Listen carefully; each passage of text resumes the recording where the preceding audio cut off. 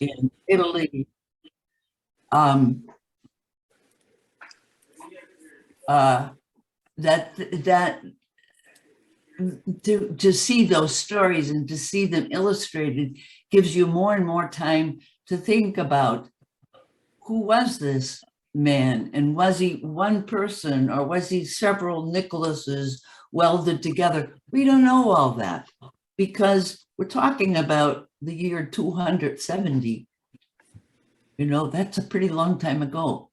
And what happens with great people very often is that we begin to project on and build stories with the bits and pieces that we have. And they become archetypes. They become stories that are very true mythically. And because we live in a society that doesn't give equal value to myth, only to science, we sometimes dismiss the value and the truth of myth. Remember we did that. We have to give it equal rights. We have problems with science. The same with the problem of darkness and light. We're all screaming for the light to come back. I mean, even in California. Really? Those of you in the north.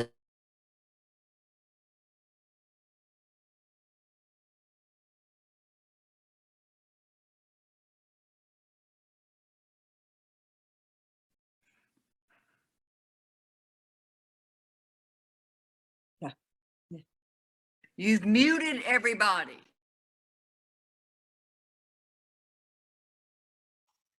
Gertrude, you'll have to unmute yourself because everybody got muted. Oh, sorry about that. No, are you all back? No, you aren't. No, we just need you back. You're good. I'm good. Okay. All right. Well, I don't know where I left you. I was talking about the night and that we have to give equal rights also to darkness as to light. That it's not an evil thing. I see signs and gestures. Am I gone again? No, no. Okay, good. That just as every 24 hours we get a section of night which we love, and we allow ourselves to give into it so completely that we go to sleep, and we get dream language, which we also need to learn to take seriously, because those are our tales, and we're the directors of that movie, and we're all the players, we're all the actors in that night dream.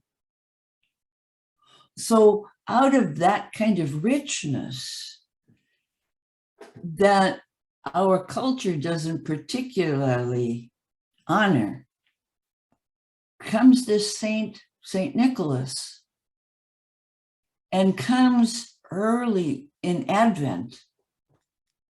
It's almost like we can't quite wrap our heads around God. And so we take that Father image, that creator, that one who has enough for us all, and put it on the nearest person who looks like that to us, who is a creator, who is a maker of peace, who is a man of justice, who feeds us, who heals us, who even raises the dead. And those are the stories of Nicholas. I'll tell you a few of them because they're fabulous. Nicholas was born in about 270 in the south of Turkey. And he was the child of wealthy noblemen who died early and left him a big inheritance. And he used this wealth to promote God's glory, as he put it. He was eventually, and before he ever was made bishop, he was already wooing around the town and making sure there was justice and making sure that the poor were looked after. And the way they chose him as bishop, since he liked to pop into church every day, it so happened that they were all waiting for him in the church because they had said the first person to enter the church this morning will be our next bishop. So he became a bishop. Here are some of the stories. One of these happened even before he became a bishop. Hard times had come upon the land. The economy was in trouble. Sounds a little familiar.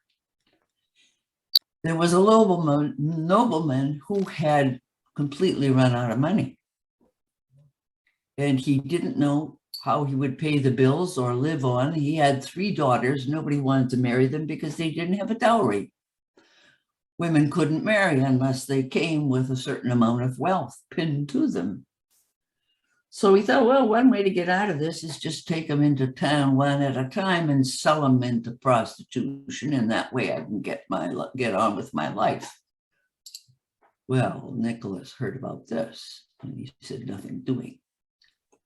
So he came in the night when no one would see him. And he wrapped up a great lump of gold into a big round bag and threw it in the window. And the next morning, the man sees, oh, well, I only have to send 2 into prostitution then. And so the following 2 nights, in came yet another sack of gold, and finally a 3rd sack.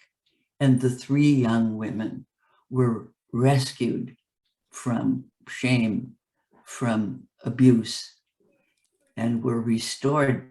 Their dignity was restored.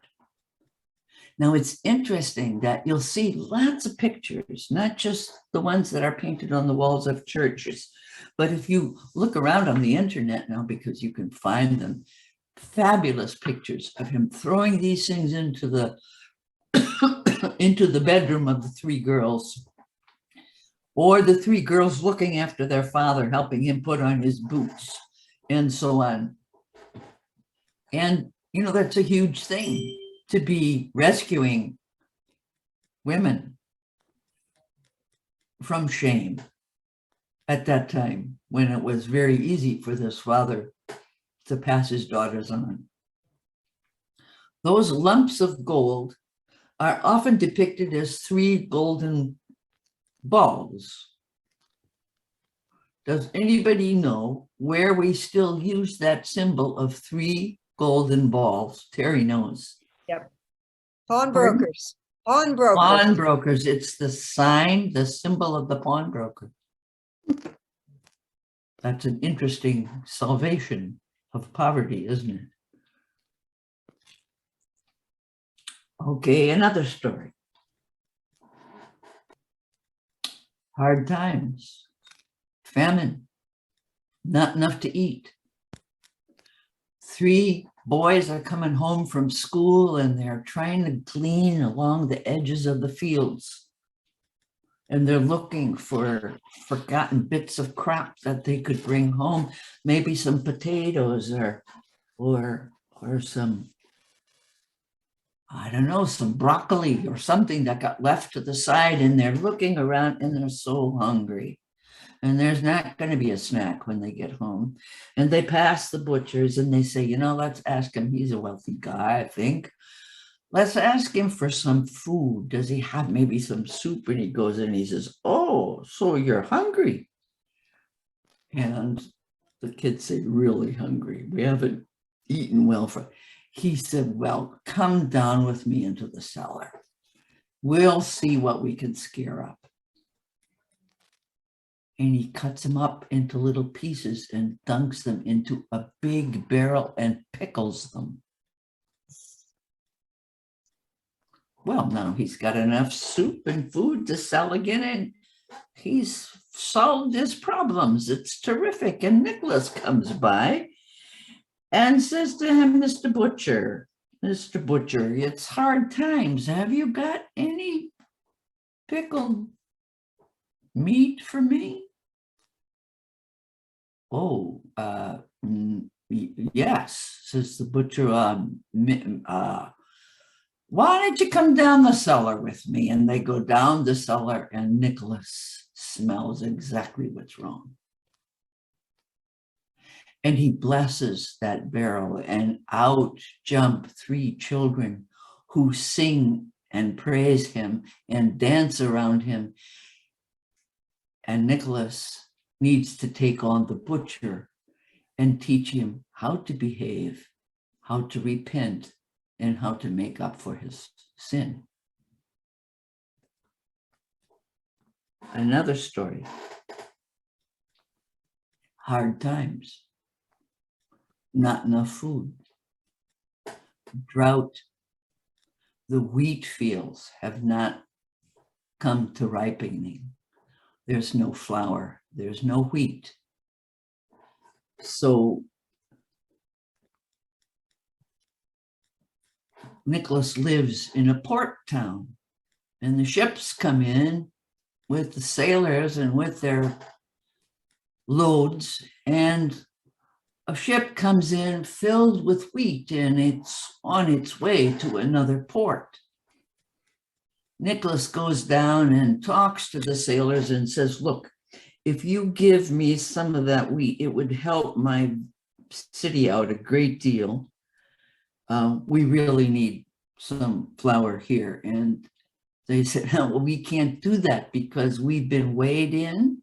And when we get to our port, we'll be weighed again. And if there is anything missing, we'll be docked for what's missing. Oh, says Nicholas, really, you don't have to worry about that, actually, because you'll get weighed in and nothing will be missing if you would just give me some of your wheat. Oh, said the sailors, well, in that case, sure, we'll give you wheat.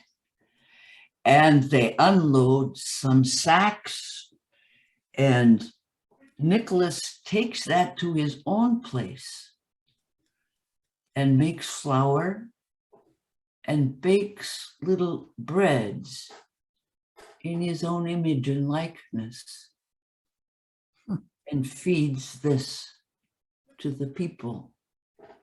And there's enough for everyone, and there's even grain left over for seed for the next year. Now, of those 3 stories, do they remind you at all of stories we've heard somewhere else, someplace before? Go ahead, speak up.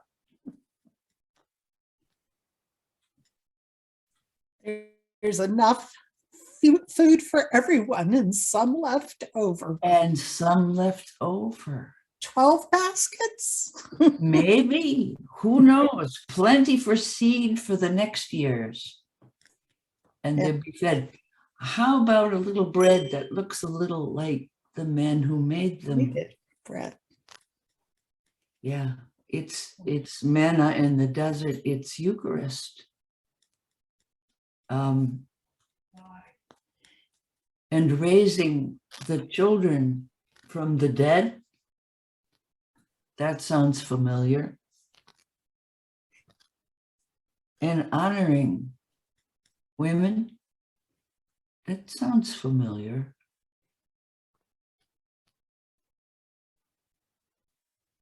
Another story? There's another story. Okay. Nicholas's deeds went on and on. Long after he was dead, he would appear here and there. There was one time a terrible storm at sea, and the sailors thought, this is it, we're all doomed.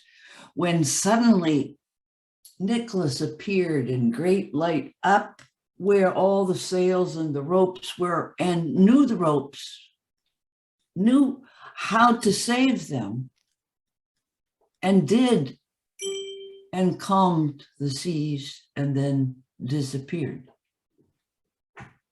Another rather familiar story. But here's a good one.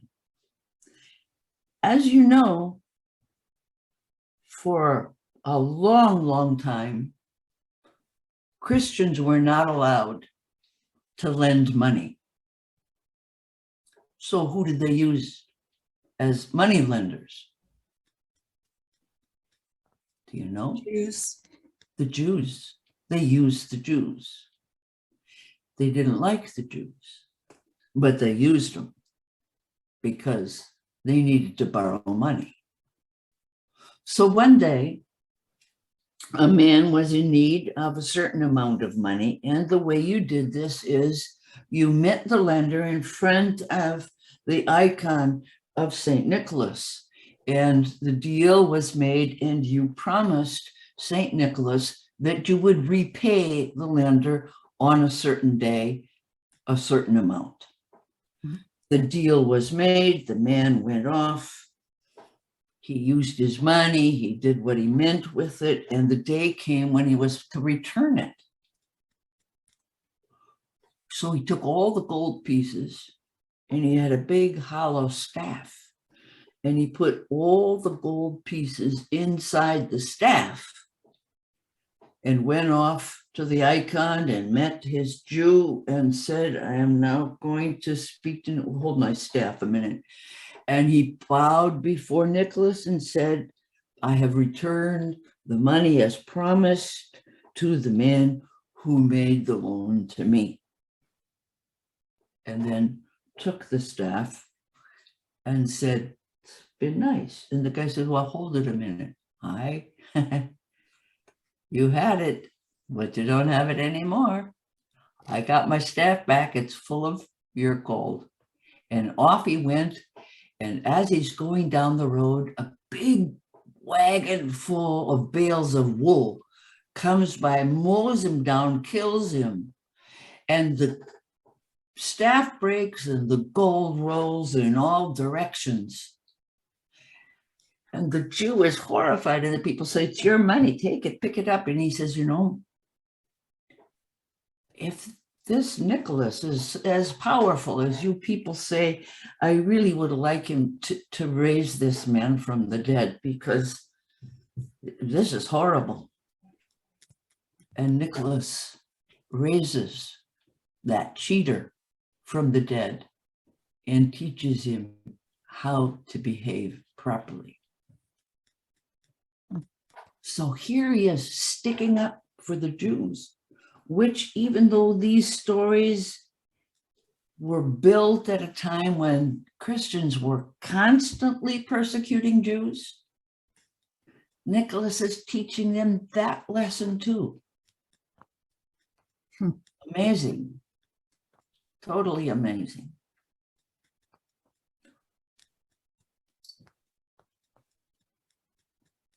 Once again, it's that image of justice and care for the poor that's important for this guy. This guy is no jolly clown. They've taken the mitre and turned it into a pom-pom hat. They've taken the robes of a saintly bishop and given him a red snowsuit. We've discovered that bishops don't sell very well. And we are into selling and buying. And this generous man who teaches us how to give, not only how to give, but how to give in the dark of the night so that we're not seen, so that there's no ego involved, so that there's no thank you or paying back involved. We turn it into the guy that we write letters to, and we ask for all the things we want. We want rather than give. Well, maybe we give because it's the end of the year, and for tax purposes, we really ought to give something to our favorite charity. You see, I take one of the sacred cows of our society, and really one of the few mythologies that we do have, and I've kind of killed a sacred cow. But I don't want you to see it that way. I want you to see it as here's this treasure that has some power that we know. But if we scrape off all the barnacles and all the old paint and all the stuff that we have put on this figure, we come to that archetype of justice and caring for the poor, of feeding, of curing, of healing, of giving back dignity, of giving in such a way that there's no little tag that says to and from, and now you have to write a thank you note to your grandma.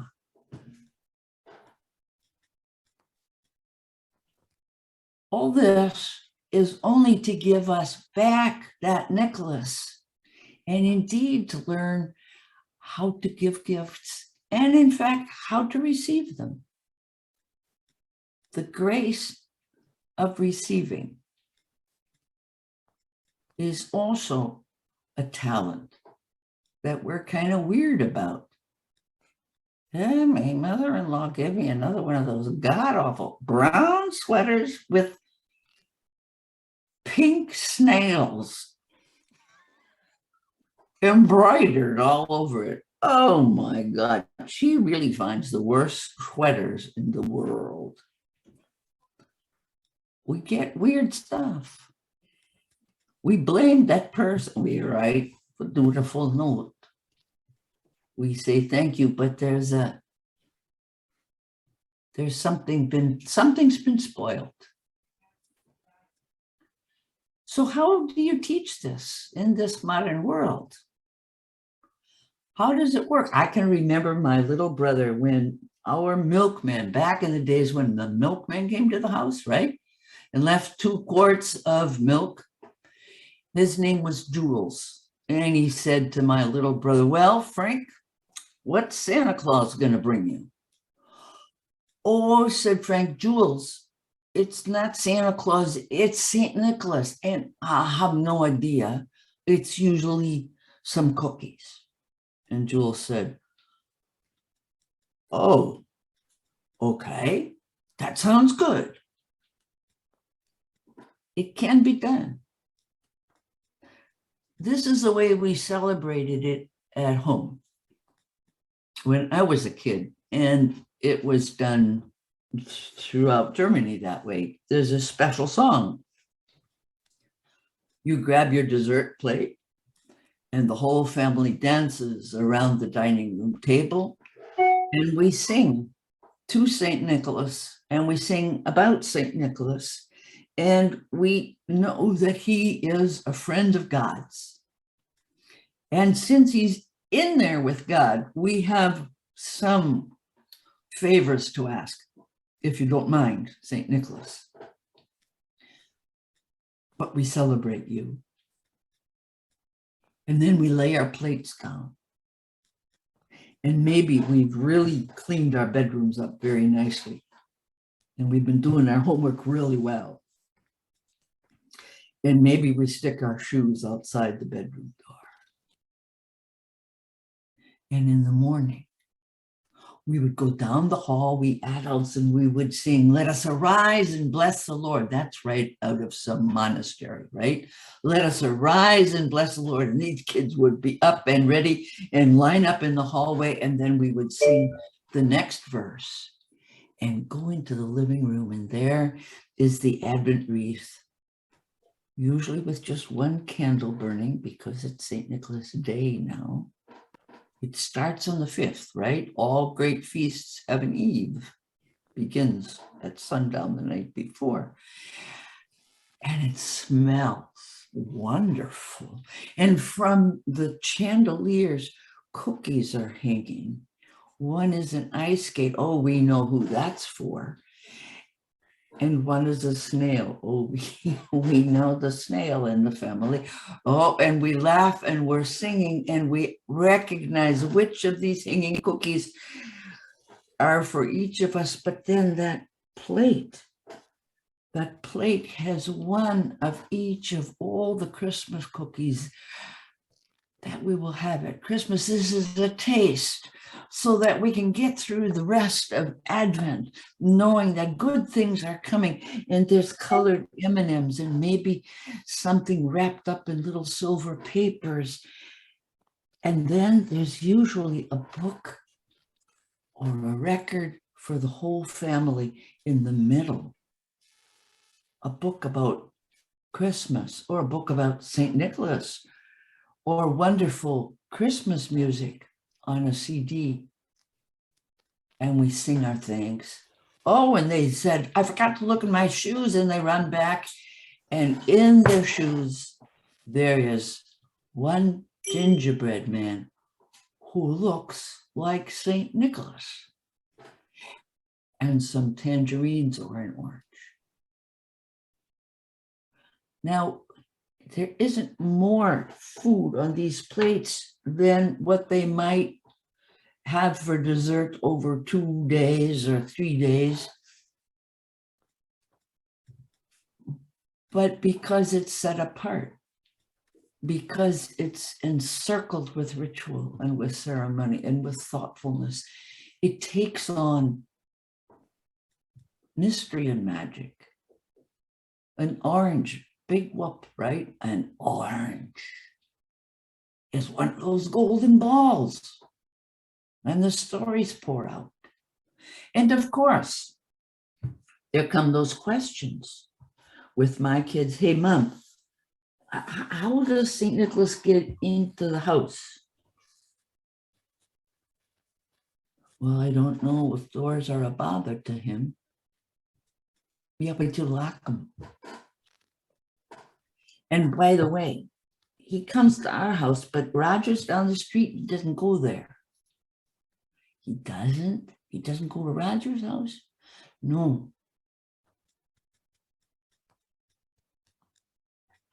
Is he real? Is St. Nicholas real?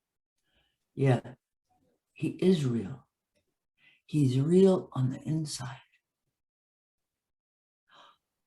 Oh. And I said, he's so real that he puts into our heads and into our hearts ways to be like him. He wants us to help him do that work because there's so many people now who need that help. Hey, Mom, do you think I could take some things from my plate and bring him down to Roger and then ring the bell and run like hell? I think that would be an idea. That's a good idea. And then one year their dad went off to do Doctors Without Borders and went to Mexico, and they took their plates and they dumped them into a bag, one after the other. And they said, Papa, take this with you because you will be going to remote places, people who need Nicholas. And bit by bit, they learned, yes, he is real. He's turned me on. I know how to do this. I can remember coming one day, one morning, St. Nicholas morning, come into the dining room, switch on the light, go to the kitchen. Wait a minute, there's a very funny lump under the draperies, and 2 small feet are sticking out. The oatmeal has been measured out. There's water in the pot. Oh, the breakfast table is set. I go and I look at the table, breakfast table, and there's a sign. This table, 2 B's, has been set by St. Nicholas, no vowels. I said, not really. And I'm reading it. This table has been set for you by St. Imagine that. And the oatmeal is ready to make. And then suddenly out from some curtain somewhere, there's come someone who comes and giggles at the table and says, he left a note. He said he set the table. It was a secret. I said, it's amazing. He's got such good ideas. We're all set. And so it was that they learned how to make the cookies too, help with them. I remember my son for the longest time never asked the questions. So that one time when the two girls had already gone to bed and Peter was the oldest, I said, Peter, we'd like you to help St. Nicholas bake the Nicholas cookies. He said, what do you mean? I said, your papa and I are going into the kitchen and we will be helping St. Nicholas by baking cookies. He said, I would be honored. All right, be honored, okay. Come down to the kitchen. Oh, by the way, my kids always took flour and did this because once I had flour on my face and they said, Mom, you got flour on your face. This is a sign of a good baker. So they always started them. Okay. And then in silence, this kid, he was 8, baked cookies and he wouldn't speak. I don't know why. It was like this sacred thing. And he made a dog for his sister, a cookie, and he used the garlic press and squished out all the little hairs for the dog. We had an Airedale at that time. And then, this will kill you. My husband and I decorated a room and hung the things from the chandeliers. And all the ceremony went exactly as always. And we ended that room and it was beautiful and it smelled wonderful. And the Advent candle was lit. And I thought Peter would look at me and maybe wink or nothing. Later he says, you know, it's really amazing. It's a good thing that Nicholas brings the thing no matter what, because it's so beautiful. That's the end of that. Well, we did this in our parish. There was a time when we had a pastor who was not afraid of women. So he was quite able to ask questions, and he said, you know, what do we do something with Advent, help the kids understand waiting and blah, blah, blah. Well, I had an old play, an old miracle play about St. Nicholas. And it was the story of the 3 boys. And they had made a sausage making machine for this butcher. They had made the whole thing out of, I don't even remember what, but they made a big maw in the front, a big head, and a tail in the back that you could. And the 3 boys were going to the fair in this story, and they were going to see this amazing machine that this butcher had built.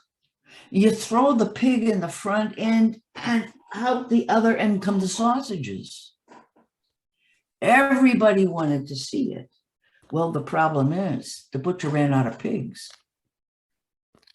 And so people stood around and they wanted to buy sausages. And what was this machine? And well, these 3 kids came by and they were these roly-poly children. And he thought, why not? So he threw them in the front end, and these kids had made tape recordings. That's how long ago the story was done, of every noise that they could find in their house, vacuum cleaners and Cuisinarts and everything that ground and made noises. And that's what they played as these children went into the mouth of their big machine. And they had a bicycle wheel on one side. And you just started grinding these children up, right?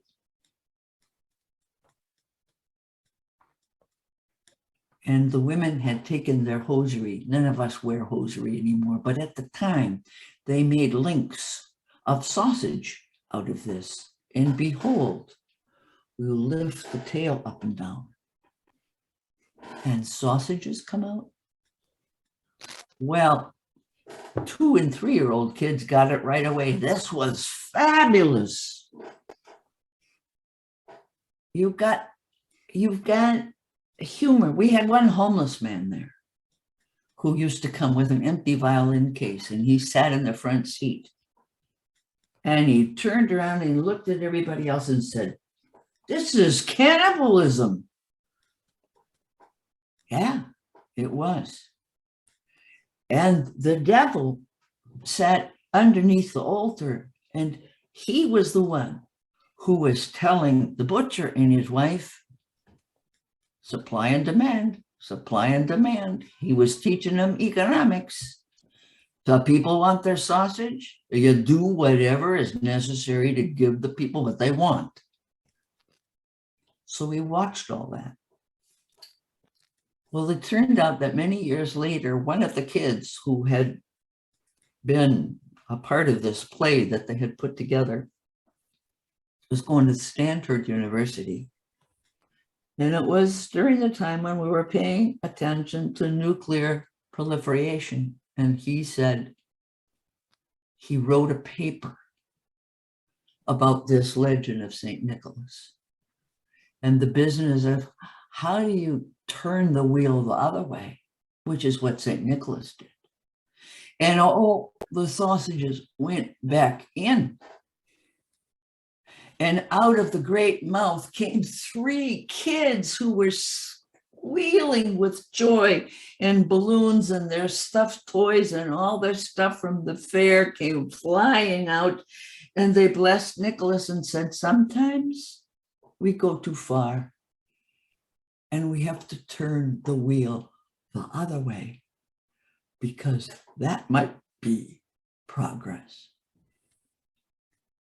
So you see how stories help us learn.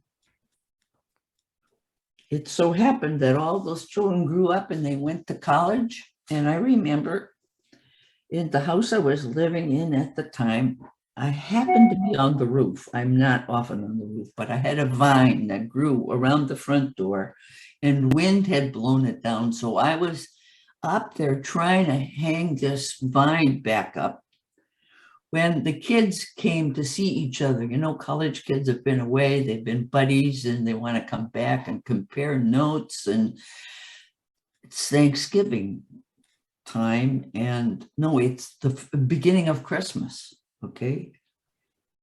Their Christmas vacation. And at Thanksgiving, I remember my son going off with his backpack and a rolling pin sticking out of it and a lump of this special cookie dough in his backpack. He had made cookies at his school. So had this other boy. And they're down there and I'm on the roof. They don't see me. And I'm listening to them. What do they do? They're comparing notes and roaring with laughter, how they made cookies at 2 a.m. and hung them in little bags with pieces of red ribbon on all the doorknobs up and down the dorms. The best of all was Danny, who said, and Danny is an architect now, he made the most beautiful St. Nicholases. Some of them were surfers like he was. And he said, nobody would eat the cookies because they said they were too beautiful. So he was worried about that. These are things with more power than you might imagine. And when I think that our own Eucharist is a little bit more like fish food than bread, that it takes more faith to believe that it's bread than it does to believe that this is the body of Christ.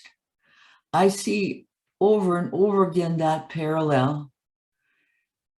What the taste of a specific special cookie that only happens at a certain time of year, that it has a sacramentality to it, if you will. That's not to be sneezed at. It's a religious experience of a certain kind. Thank you. Thank you so much. Wonderful, wonderful stories. Do people have questions? Unmute yourself. Tell us what you heard.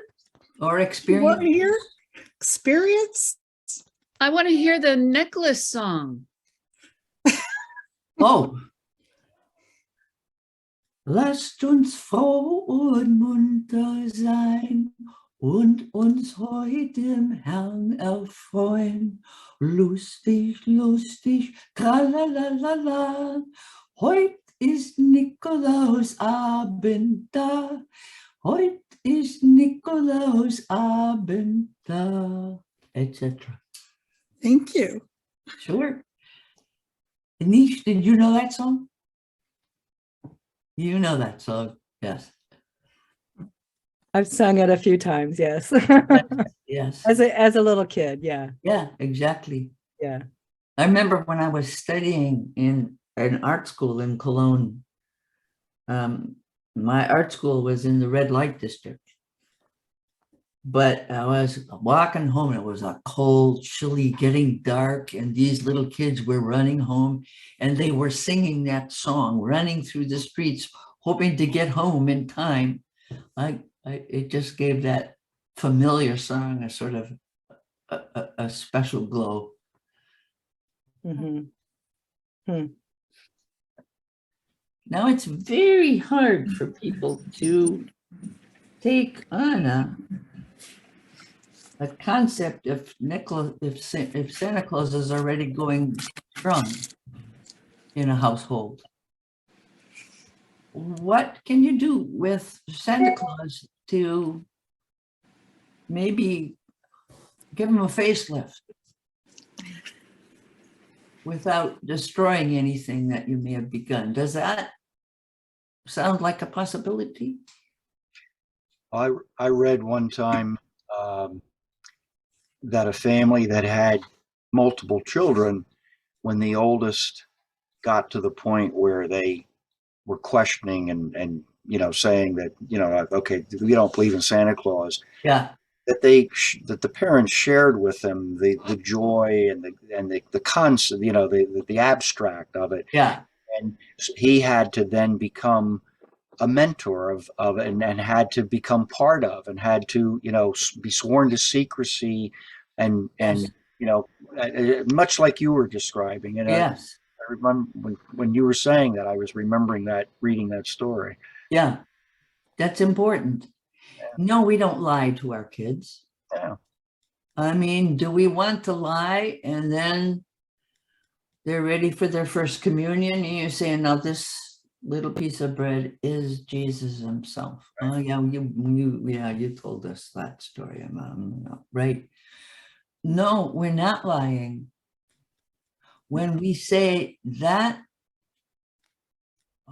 spirit is alive and well and keeps on flaming up and living in hearts. Yep.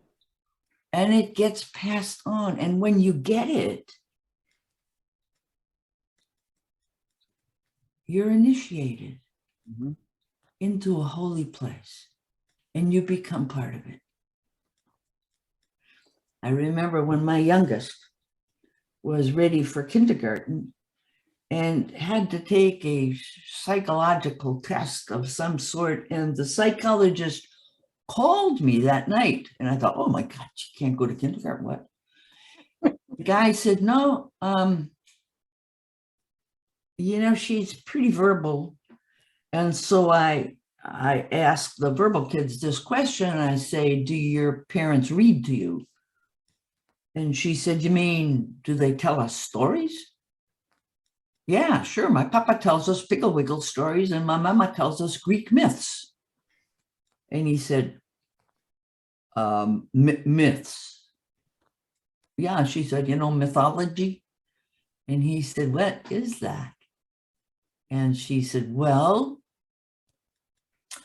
they're stories that aren't true on the outside, but they are true on the inside. He said, I had to tell you that. I said, that's the best definition of mythology I ever heard.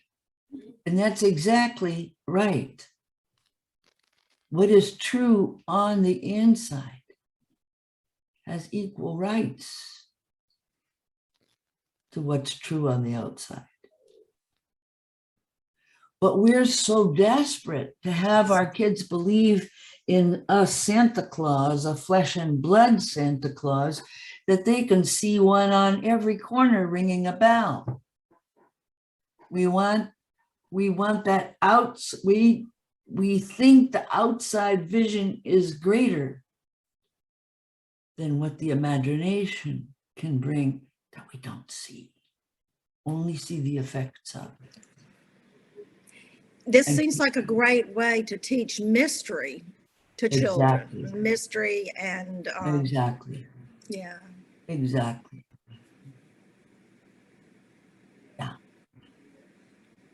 Which they need. Yes, We've gotten too literal, we've gotten very literal. very And literal. even in here's another interesting thing in Europe, especially in Austria and so on, we just can't stand having one whole archetype that's a little scary and a little shining at the same time. And so we split it in half, and they have various very scary horned people dressed in straw who chase you down the street, who are called Pelzbock, or listen to that name, Pelzbock, Beelzebub. Oh, Beelzebub. Ah. Pelzbock just means the goat with the skin on him, but we split the archetype into halves, and we want everything to be black or white. But this is everything. I mean, to get a scolding as a bad butcher is a very scary thing. But it has to be done. Nicholas is not some sweet, fuzzy old grandpa that you sit on his lap. He teaches justice and reparation. Does it make sense? It makes a lot of sense. Several years We've ago- lost symbol. We've lost trying to understand symbol. Yes. And I always, when I teach symbol, I always say, and I always use my friend Claudia right here. She had an apple, and I had what did I have? HP. HP. And I said the symbols are different, and you belong to a certain club when you know what the symbols are. And when Yeah. she said go on the internet, and I looked at her computer, I couldn't figure out what the symbol was. But Yes. computers have brought back the icon, the image, Isn't that to bring us interesting? together. Yeah, that's interesting. Yeah. But I use her all the time. I teach about her and her Apple computer and me and my HP. Oh, yeah. Well, I got an Apple now. oh, good. I'm glad. I've because gone over to her side. Well, there's a wonderful thing, you can look it up on the internet by, who's the guy who wrote The Name of the Rose? Umberto Eco. Umberto Yes. Eco. Umberto Yeah. Eco, years ago when the Apple first came out, and there were the other ones that I don't know, HPs, he said Catholics use the Apple for the following theological reasons, and it's hysterical. If you look it up, I'll bet you can find it, because you will really, really laugh. Catholics use Yeah. Apple. Catholics Yeah, use right. Apple. Right, right. Well, you've got the symbol of the compass, the compass, Yeah. yeah. Yeah, Safari. Safari, yeah. yeah, You're going on a journey. You go on a journey with Apple, yeah. yes. And I like the symbol of the apple with the peace of the apple bitten off. Where did that come from? Well, we know that one, don't we? And it means Yeah, that we know to that a one. certain extent, our innocence has gone now from now on. I We know, are computer I know. people. It is, unfortunately. Well, there are ways to celebrate St. Nicholas as aunts, uncles, grannies, parish teachers, whatever.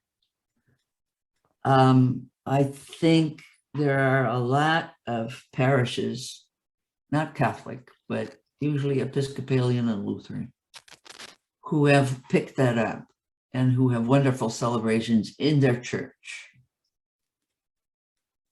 And everybody makes the cookie, which is called speculatius. Why is that name? It means speculum, image.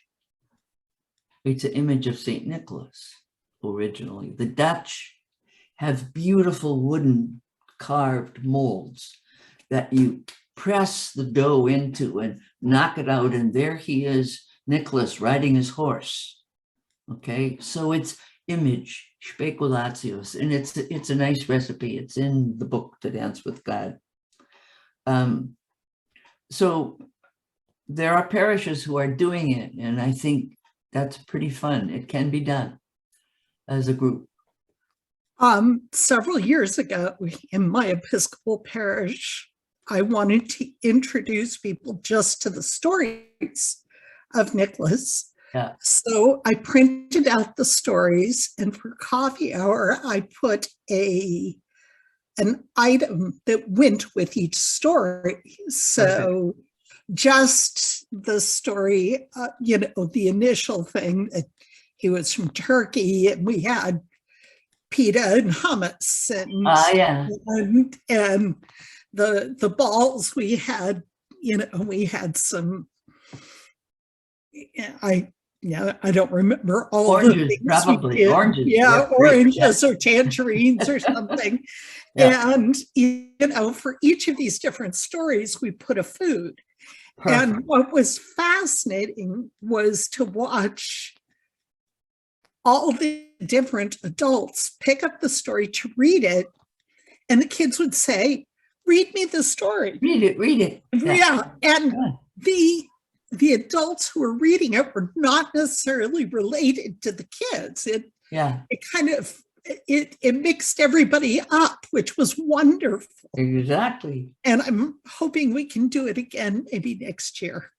Well, what we've done in the past is we asked, because this is kind of a Father's Day, right? I mean, this is the Father Nicholas.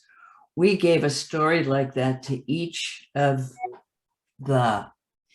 to some of the fathers to get up and tell this story. And I mean, in some of them, one of them was a physician, and he read his story, he told his story, and he said, "A likely story." Now, he was really having trouble with it. And then we invited an old retired theologian from Catholic University who happened to be sort of retired and with us and semi-working. I said to our pastor, "Do you think we could ask Gene Burke to be a Nicholas for St. Nicholas? All he has to do is walk in, turn the wheel the other way, and the sausages will come out the other way," because he's been off to the Council of Nicaea and he's missed things, and everybody is misbehaving because Nicholas has been gone. So if he just comes in down the aisle, and we'll make him a paper miter and we put a bedspread over him. He came forward and he gave us a homily on the difference between leadership and authority. What does it mean to be a bishop? Or a father, for that matter. And he told stories about his own childhood and his father. The biggest punishment was to have your library card taken away. But I mean, these stick with me there so well, so good. So now I have a grandson who goes to college, right? He went and for his roommates, he had all the cookies ready and brought them to pass out to his roommates. He came back and all the other kids who don't go to his college told him, "We gonna go to your mom's house and make those Nicholas cookies again?" Because it's become sort of, I mean, we've done it twice now. It's become sort of a tradition. When I was in, I said, sure. So I guess they're making the cookies now.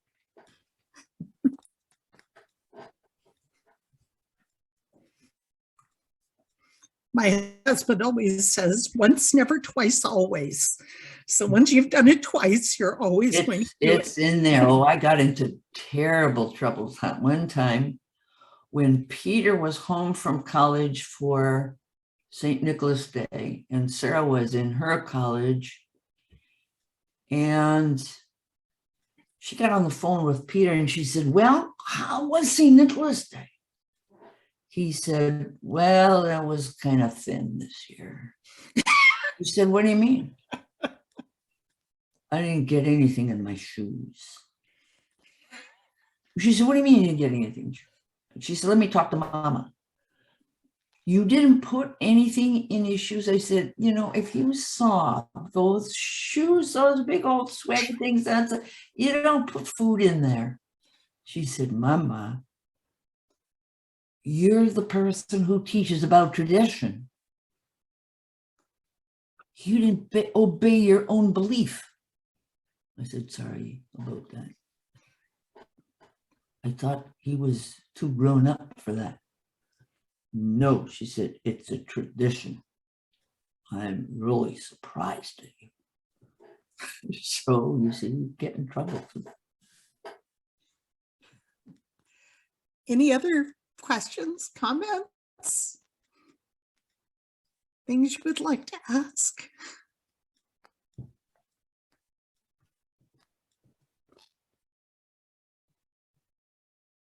Things you've done around St. Nicholas?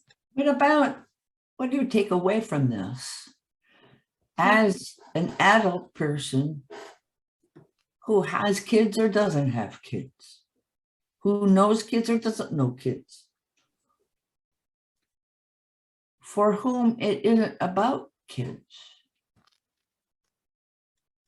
What are you going to do with a story of a person who is so focused on giving in secret, giving without ego, and caring about peace and justice and poverty? It's nothing we outgrow, is it? It's something we sort of grow into. I've discovered that. What was fun to do with kids, you discover the more you work with it, the more you grow into it. You don't outgrow it.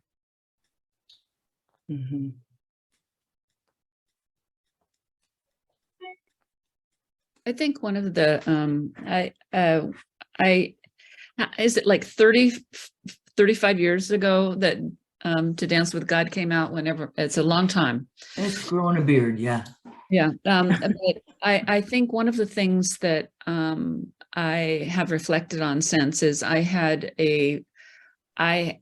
such envisioned from the picture you painted of your rich family life and church experience. And I had very high expectations of how people should respond and engage the stories, you know.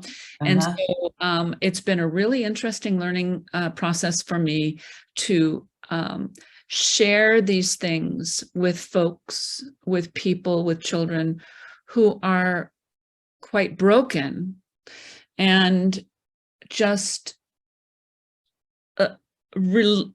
allowing the stories to do what they do. Yeah. It was, yes, my imaginings were more idealistic, participatory, dancing around a table. Yeah, You know? yeah. And No, so one that's has been a to- really important learning for me. Yeah, no, when that's also the spirit, right? That you bring what you can for this thing and you tailor it. It needs tailoring to a situation. Yeah. But the stories do their work. I mean, Yeah. the stories, they are powerful.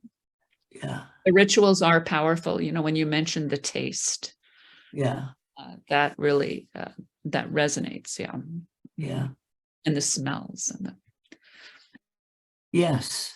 you don't have to get the feedback is what I'm, you know, we don't need to receive and have, and it doesn't need to only be gifted to people who can articulate and say it back to me in a way Yeah. that I, yeah, anyways. Yes. The belief in the power of story. We need it more than ever. We don't tell stories anymore from real human beings, from aunts and uncles and grannies and pastors. Yeah.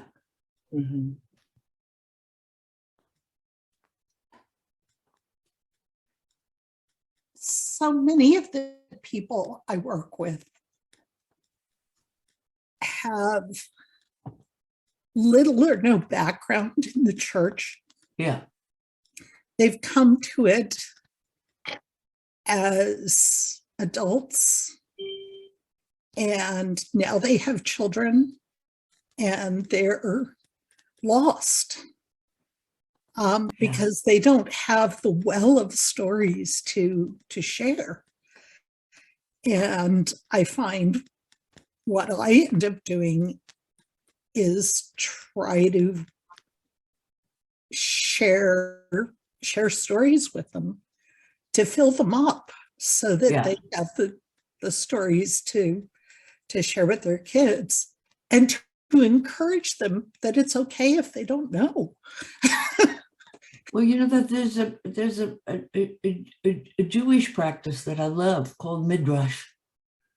You used to take those stories and to imagine them out all the way in the most wonderful ways you want. Just imagine. And I went to a Jewish ceremony when the rabbi pointed at me and said, Gertrud, so what do you think Sarah was doing behind the door when the angels were telling Abraham that she, in her old age, was going to have a baby? Well, I said, I do know she had a laugh about it. Yeah, but then what? And then what?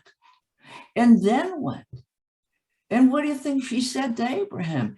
And pretty soon everybody in the congregation is embroidering this story until it becomes our story. We're so afraid, well, we Catholics, you know, to touch scripture. For one thing, we don't know scripture very well. Catholics don't, because we were taught all along, it's too hard for you and you won't understand it and you will misinterpret if you try and do something with this. So you leave that. We're missing things. People are catching up now, but I come from that era where it was, that's not for you. I love the idea of embroidering on these stories, letting your own creativity and your imagination go. That's a Christian imagination. Go for it. I have another question. Oh, good. So, is there a place where some of these more obscure Nicholas stories are compiled? Right here. Forgot to show you.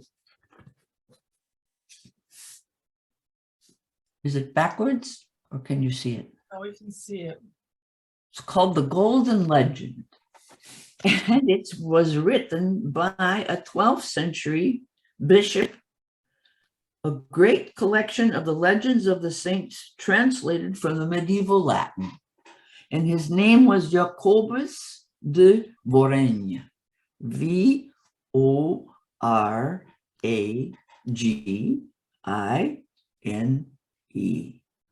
Jacobus de Verin, and he takes every single day of the year and tells you about the saint of that day.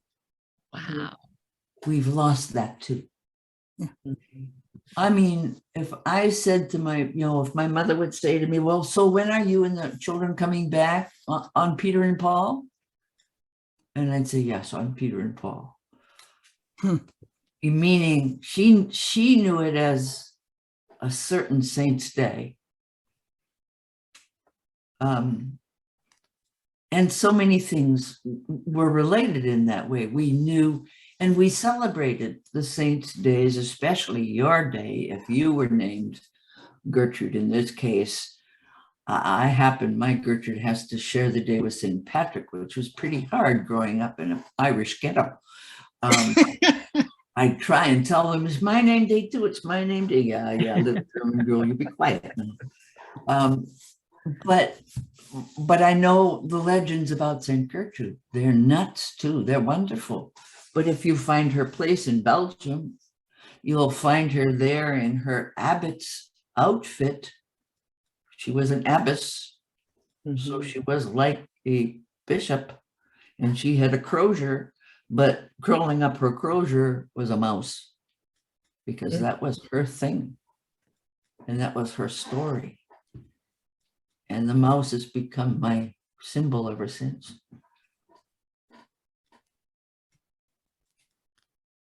You want to know her story?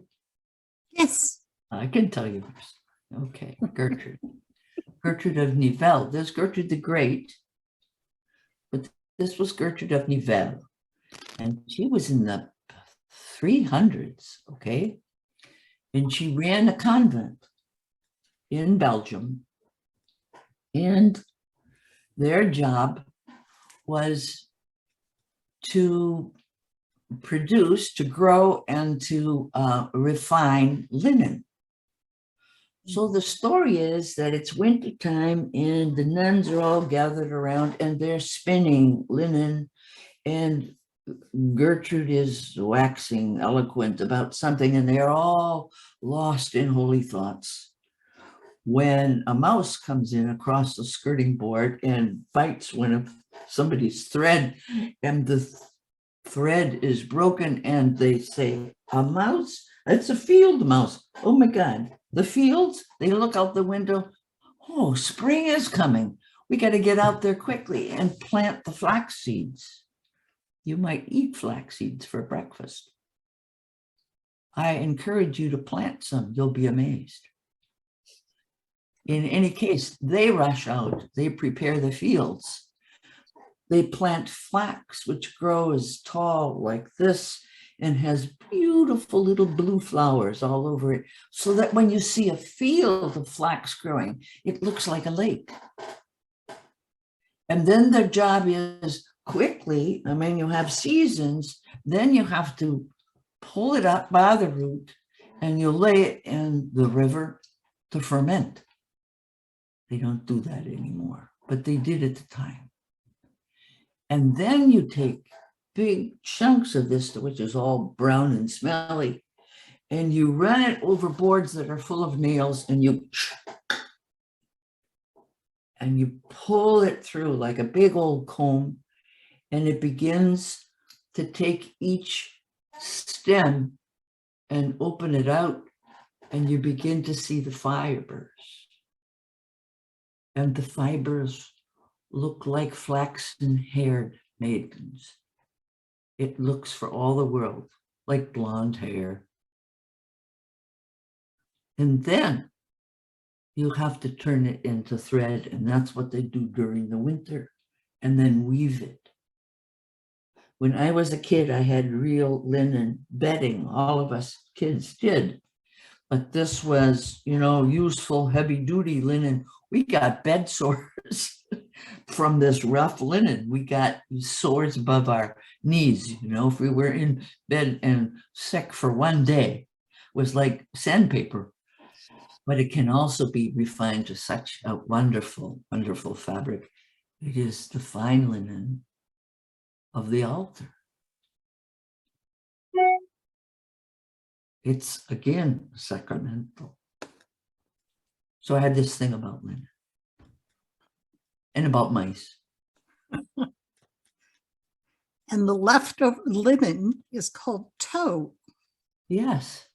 And it is the best thing that you can use to start a fire.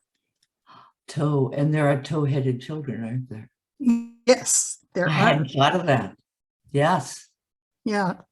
Yeah. I used to work in a museum with spinning and weaving the linen and the wool. Yeah. I used to weave linen, and you have to weave it wet Yeah. because it gets brittle otherwise. Yeah. Yeah. Yeah. And it isn't, well, we're getting off the subject, and I don't know how much time we have, but Yeah. my mother made for each of us children a baptismal robe out of fine linen. And the robe, in my case, was a beautiful sheet. I mean, bigger than your screen. And she embroidered across the bottom symbols of all 7 sacraments, all in beautiful embroidery and pulled thread and the whole thing. And it's a sheet, She said, no, it's not a baby dress. This is something you grow into. And so as I received each sacrament, she'd embroider the date underneath that symbol. And before I made my first confession, I was sent outside on the lawn with a dish of warm soap water to wash my baptismal garment, and then to spread it on the lawn for the sun to dry it and to bleach it, because it bleaches more and more. So I kind of learned through that symbolic action, no words were said. You live life, you make mistakes, you wash it, it gets whiter, it gets cleaner by living and repairing. Yes, my mother said, it's this is a robe you grow into. And when you die, it's the pall. Most churches have something in the back closet that they call their pall, and they use it as the coffin enters the back of the church, and they cover it, and it's a reminder of that person's baptismal garment. I've got one we can use. We don't have to use the church's blankie.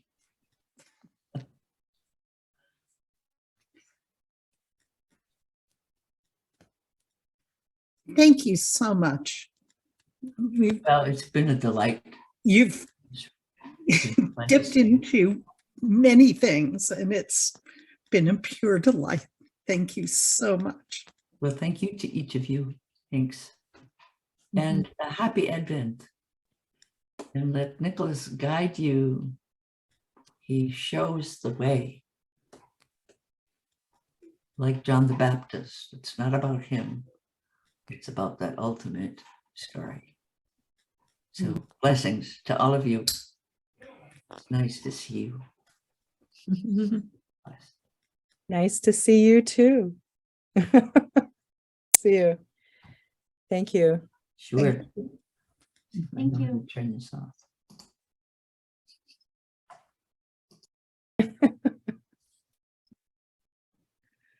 Thank you, Lene.